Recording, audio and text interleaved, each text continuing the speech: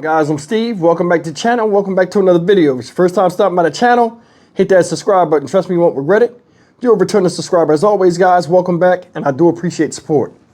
Guys, I want to talk about a story we've been keeping up with. A lot of people reported on it and then forgot about it. But I want to talk about this. Now, before we get in this story, recent news came out about a 13-year-old boy out there in Pontiac, Michigan, that was doing outrageous crimes against younger girls where he was targeting them and breaking in their homes. We've all spoken about it. I got the videos up, and it's still head scratching that a 13-year-old child would be doing this type of stuff. But for things to happen, every cause has an effect. And for things to be happening like this, it says a lot about the exposure that kids are given nowadays to things they shouldn't be privy to seeing, and how easily they can get access to things that warp their mind. This guy right here, you remember the face of this kid. This is Jesse Stone from Marion County, Florida, I think. This guy last year violated a 91-year-old woman when he went into her home and attacked her in her bed after breaking into her house and watching adult material that I guess got him hyped up, and he went in the room and attacked her in her sleep. Now, this guy has just been sentenced yesterday. It flew under the radar. A lot of people didn't see it. A lot of people didn't, even know about this story. But you're seeing people that are younger now doing a lot of sick, demented crimes. And it's crazy as can be. I want to sit on here tonight with you guys, the viewer, and watch this sentencing of this young boy. And I want you to be ready. You're going to be shocked at a lot of stuff you hear that led up to him violating this 91-year-old woman who's lucky to be alive, by the way, and how this all began. A lot of times when we focus on crime, whether it's with children or not, there's something that turns people on the path of their own destruction or the destructions of others. And this right here, young Jesse Stone, his path had a lot of different roads that led to him being where he's at right now and being smoked in his sentencing. Take a look at this and tell me what you think. Make sure you leave a comment at the end, because this is a problem, I think, with the lack of parenting or grandparents trying to raise children in today's time with the internet and things like that. That is something that's going to keep continuing unless we do something about it. Take a look. He feels for what he's done. I hear it in his voice. It's in the conversations. It's like he feels really bad. He's asked me over and over, how's Miss Edith? How's she doing? Is she okay? He really, even now, he worries about her. He does genuinely care about her. And this was, he doesn't understand why he did it, but he accepts responsibility. He does accept responsibility. When he was living at your house, was he helpful around the house? Absolutely. He was too young to have a job, correct? He did work anyway. He would mow lawns for people. As a matter of fact, he was taking care of Miss Edith's yard. They actually ended up working out a deal where he was mowing her, I don't know how many acres she's got, and they kind of worked it out where he could ride his dirt bike over there if he mowed her. But he always, all the neighbors would call up and say, hey, is Randy John available? Can he come and help me with this? Can he help me with that? He was very helpful in the neighborhood. Was he helpful around the house? Absolutely. Oh, yeah. Did he follow household rules? Yes. He can cook, he can clean, he can do a lot of things. Once Jesse is released from whatever period of incarceration the court deems appropriate, will you be there for him? Absolutely, if I'm alive still. Will you help support him kind of getting back on his feet into the community? Absolutely. Okay. Is there anything else you'd like Judge Herndon to know about Jesse?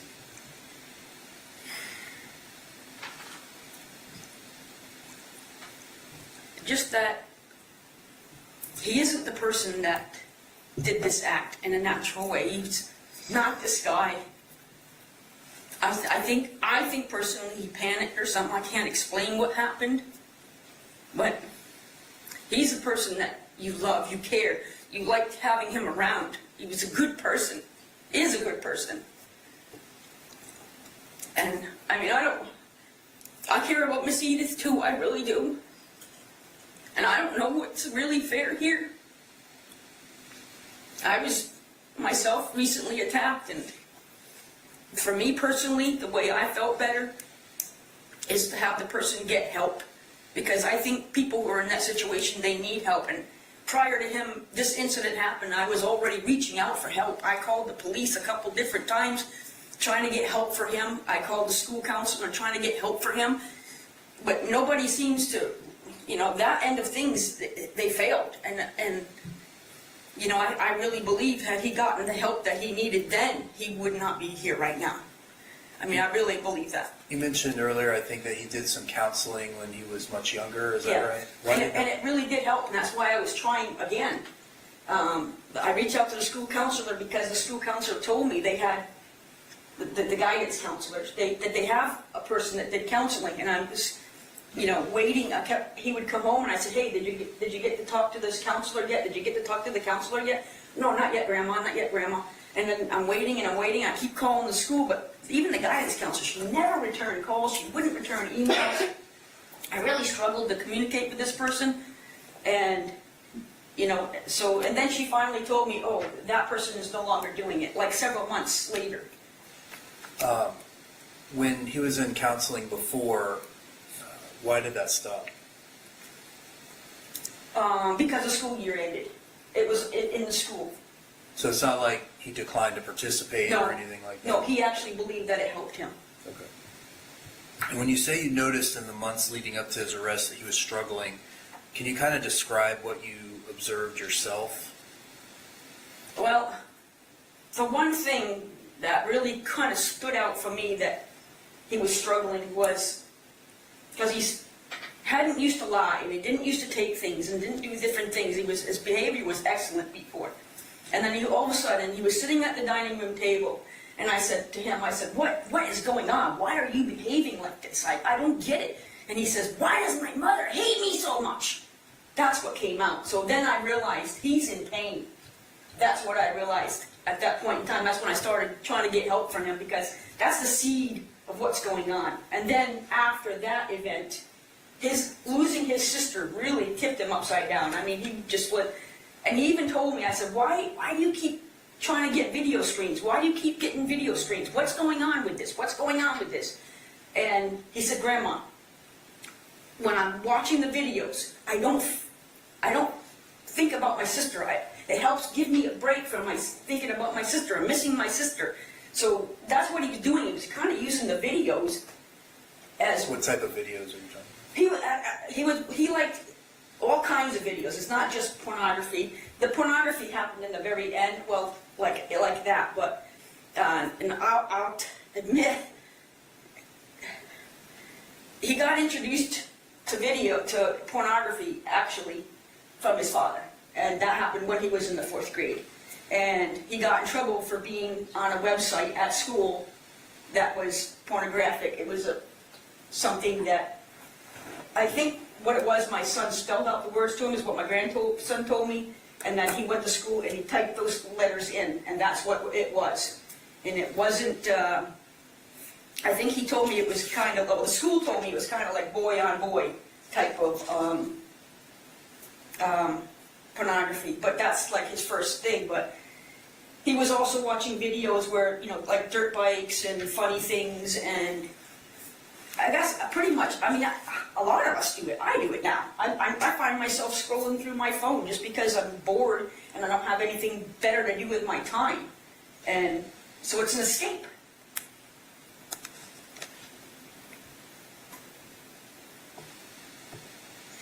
Do you ever have any concern about him abusing any kind of drugs or alcohol or anything like that?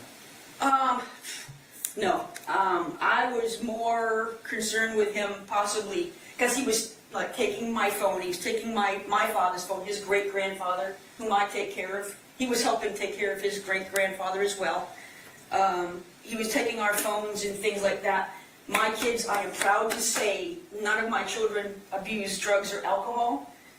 They all finished school, and 2 of my kids were college educated. One of my sons has died a few years ago, so that's another thing that I'm experiencing when, like, him going away, I'm feeling the loss all over again. I'm like, I'm losing another child.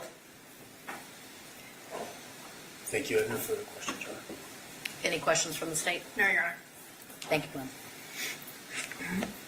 All right, anyone else? Are you sure you don't want to say anything? Do you want to say anything? Okay. No, Your Honor, nothing further. Okay. All right, state anything further? Just argument. Okay, go ahead. May I remain seated, Your Honor? You may. Especially with the Zoom, it makes it a little easier for them to be able to hear. That's fine. Your Honor, I just want to review briefly some of the testimony the court heard and make a few comments on that was presented at the first portion of the sentencing hearing. And also, for the record, Mr. Mills and I agree the defendant has 237 days credit to include his DJJ time. So, Your Honor, the court heard testimony from Detective Paxton that detailed his and Detective Hardigan's investigation in this case. And throughout that testimony and the portions of the defendant's interview that was played for the court, it showed a series of deliberate and violent choices by the defendant that ended up endangering the health, the safety, and really the life of Miss Pulliam in this case, and ultimately caused significant physical harm to her. Miss Pulliam considered the defendant to be a friend, that he was one of the kids in the neighborhood, that she showed kindness to even the day prior to this incident, sitting and talking with the defendant. And with this friendship, the defendant gained knowledge about Miss Pulliam's life, including the fact that she lived alone. He had awareness of when she was alone versus when family or friends were visiting based on vehicles in the neighborhood. He knew the layout of her home, and he was close enough with Miss Pulliam that he helped teach her how to use her iPad, and knew that she had that device in her home that he would be able to access. Ultimately, through the investigation, when the defendant was identified as the perpetrator and interviewed by law enforcement, he initially denied entering her home, attacking her, and then ultimately, when confronted with photos of her injuries and the DNA evidence, little by little started making admissions to law enforcement. There were 3 portions of this that we played specifically for the court. The defendant, in his interview, described heavy surveillance by his grandmother. This is consistent with the information in the mitigation report that the defendant's grandmother tried to provide structure and responsibility for the defendant in that home, and that he, at one point in his interview to law enforcement, stated he wanted to get out of the house where he was heavily watched by cameras to go to a place where he wasn't under such control. And so that was one of his choices here in leaving his home and entering the victim's home. Throughout his interview, he begins to admit to entering Miss Pulliam's home, leaving, going back home, coming back, going back home, back and forth multiple times. All of this happening while Miss Pulliam, who's 91 years old, is sleeping in her bed and is unaware. She did not give permission or consent for the defendant to enter her home, never mind in the middle of the night. The defendant admitted to using that device, the iPad, to watch pornography, which law enforcement later determined include pornography with elderly adults.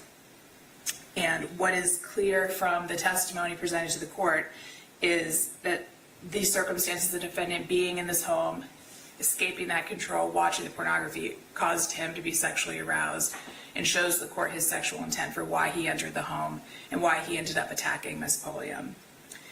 During his description of the physical attack, it shows his recklessness and the extreme danger that he was putting her in through his choices. This is one of the clips played to the court, that he covered her face with a pillow so she couldn't see him, but he held it there so she couldn't pull it away. This is a very dangerous decision by the defendant that could have led to her being suffocated. Miss Pulliam was in fairly good health for her age, but that could have not been the case. And so that decision was made by the defendant to risk her life in that moment without any regard for her safety or her well-being. She was strong enough to fight back. The defendant, this was described to the court through both the testimony provided by the victim, but also through the defendant's admissions, that he then had to take a number of actions to restrain her so he could regain control over the situation. This included covering her eyes and mouth with his hands so she couldn't see him, many attempts to try to hold her down, At one point in one of the clips we played for the court, the defendant states that he was looking for something to wrap her arms up with to physically restrain her, and that he repositioned her, flipping her on her stomach where he could be on top of her in order to have complete control and power over her physically in that moment. And it was during that positioning that he committed the sexual battery of the digital penetration of the victim.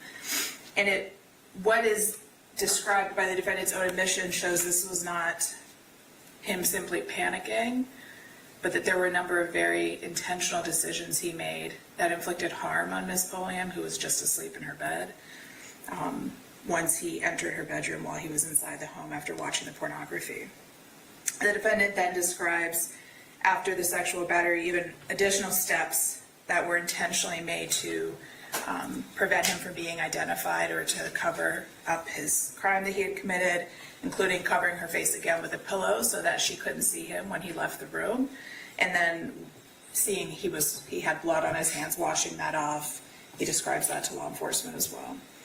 The court also saw photographs and the video of the body camera showing Ms. Pulliam's lacerations and bruising, and heard the statement from the victim's family about how this has impacted her health and how it has impacted the family to have to experience learning about this attack and helping Ms. Pulliam process so late in her own life.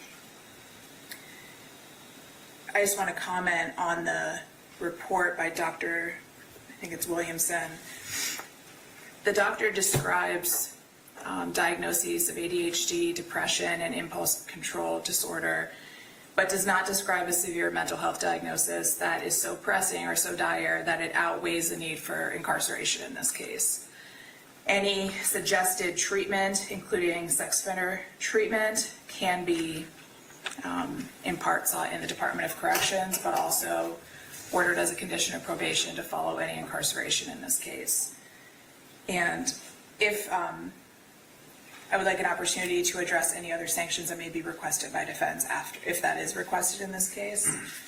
But specifically, what the state's requesting the court to consider is a significant term of incarceration, which would be the only appropriate sentence to punish the actions the defendant took in this case. He harmed Ms. Pulliam in the course of this attack and the sexual battery, and this was a woman that only ever showed him loving kindness throughout his time living in the neighborhood with her. So we're asking the court to sentence the defendant to adjudicate him on both counts, to sentence him to 15 years Department of Corrections on count 1 with a $100 fine plus court costs, $100 cost of prosecution, $100 cost of defense, and a $50 public defender application fee. I believe Mr. Mills is appointed. And on count 2, which is the punishable by life offense, we're requesting the court to consider no less than 30 years in the Department of Corrections, or higher if the court determines that's appropriate, but to follow a sentence of incarceration if it is not life to include sex offender probation with specific treatments that can help monitor the defendant upon any re-entry into the community and protect them. Right, Mr. Mills. Your Honor, Mr. Stone is before the court. He was 14 years old when this event happened. He had absolutely no prior criminal history on his score sheet whatsoever. He's never even been on probation with the Department of Juvenile Justice, obviously never been committed to a juvenile program. His brain was nowhere near fully developed when this incident happened, and is still probably 10 years off from that being the case. He had a relatively difficult childhood. He had no father figure in his life whatsoever. And certainly none of this is an excuse or a justification by any means for what happened. He is remorseful about what happened. You've heard testimony about that. He pled guilty. But he, lost contact with his sister, I believe shortly before this happened. He very minimal contact with his mother, and he was essentially raised by his paternal grandmother. Despite all that, he's done fairly well in school. He got ahead of grade, made pretty good grades, A's and B's, I believe it was. We believe that that indicates that he would be amenable to supervision as well as specialized sex offender treatment. As the state points out, he does suffer from depression and ADHD. And obviously there are plenty of people that have depression and ADHD that never get involved in anything like this, but that combined with his childhood certainly doesn't help. As a 14-year-old boy with Again, no father figure in his life. He did appears to be somewhat get addicted to pornography and things of that nature on the internet. I'm sure that that didn't help this situation. Dr. Williamson does indicate that he would benefit from specialized psychiatric, psychological, and sex offender treatment. The Department of Juvenile Justice is well equipped to handle that with a 14-year-old child. The Department of Corrections, it's our position, would not be. They're accustomed to dealing with adults and even teenagers that are older in the neighborhood of 17 or 18 years old.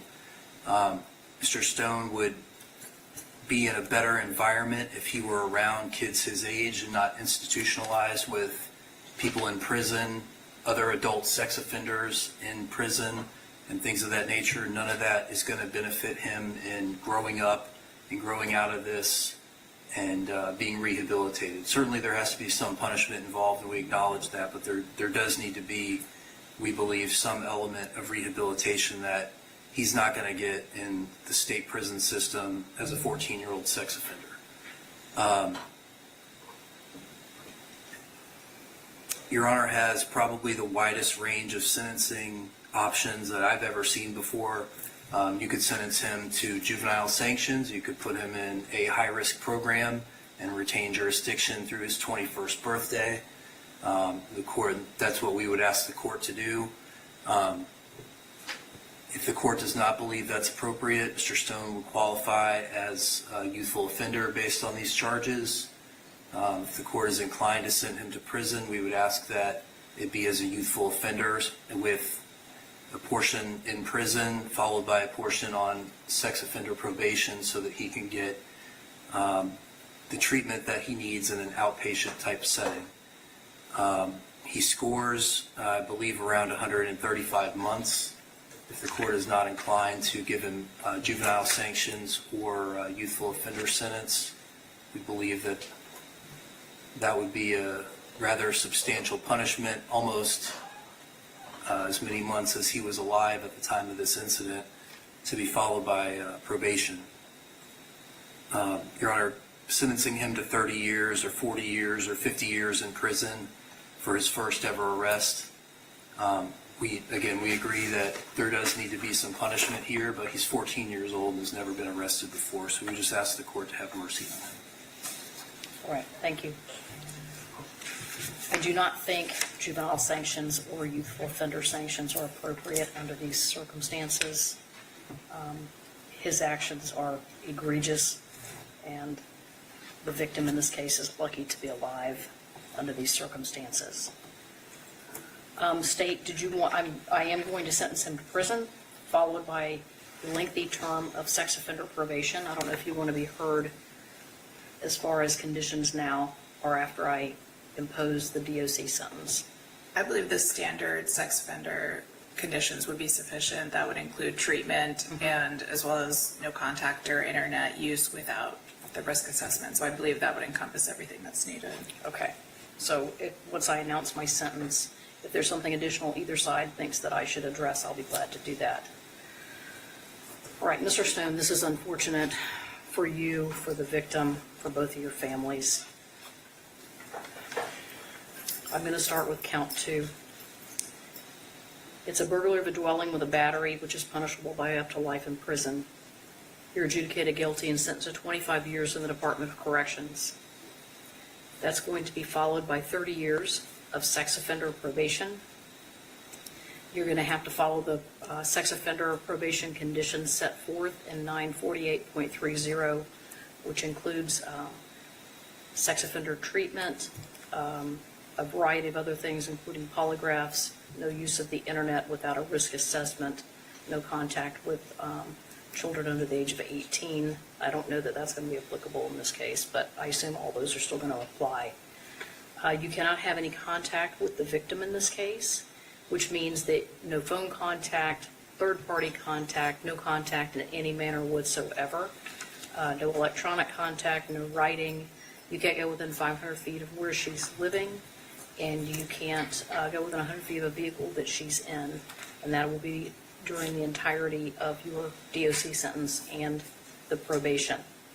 You're going to have to register it as a sex offender, right? Not sex predator? I believe it's sex offender due to the nature of count one. Okay. You are going to have to register as a sex offender pursuant to 943.0435. Let me address count one now before I continue, because the conditions are going to be the same. On count one, which is a sexual battery, you are adjudicated guilty. You're sentenced to a term of consecutive probation to the prison sentence on count two. So it's 25 years in the Department of Corrections, followed by 30 years of sex offender probation. The probation on count one is for 15 years of sex offender probation, concurrent with the 30-year sex offender probation sentence on count two, which includes all the conditions of sex offender probation outlined in 948.30, including the no contact provision that I just announced, will be applicable to both counts. Additionally, you do have to register as a sexual offender pursuant to 943.0435 for both counts. Additionally, you must complete a mental health evaluation. You must make arrangements to have the mental health evaluation within 60 days of your release from the Department of Corrections. Thereafter, you must comply with any recommended treatment or counseling. You must also enroll in an anger management course within 60 days of your release from the Department of Corrections, and you must successfully complete it on the first attempt. Once again, you're not to have any contact with the victim. It relates to both counts. On each, actually on count two, you're going to receive credit time served in the amount of 237 days. There's a $500 fine plus mandatory court cost, $100 cost of prosecution, $100 cost of defense, $50 public defender application fee, and you must provide a DNA sample for the FDLE database. As I said, the DOC sentence of 25 years is followed by consecutive sex offender probation on count one and count two. So what do I need to address as far as conditions of probation from the state's perspective? I would request that the court add that the defendant must comply with all registration requirements as a sexual offender as a condition of the probation. Okay. And I announced the statute, but you must comply with all sex offender reporting requirements pursuant to statute. And that will be applicable to count one, the 15 years, and count two, the 30 years following the DOC. Mr. Mills, what else do I need to address related to any conditions of probation or the conditions of the sentence? Nothing further from the defense, Your Honor. Okay.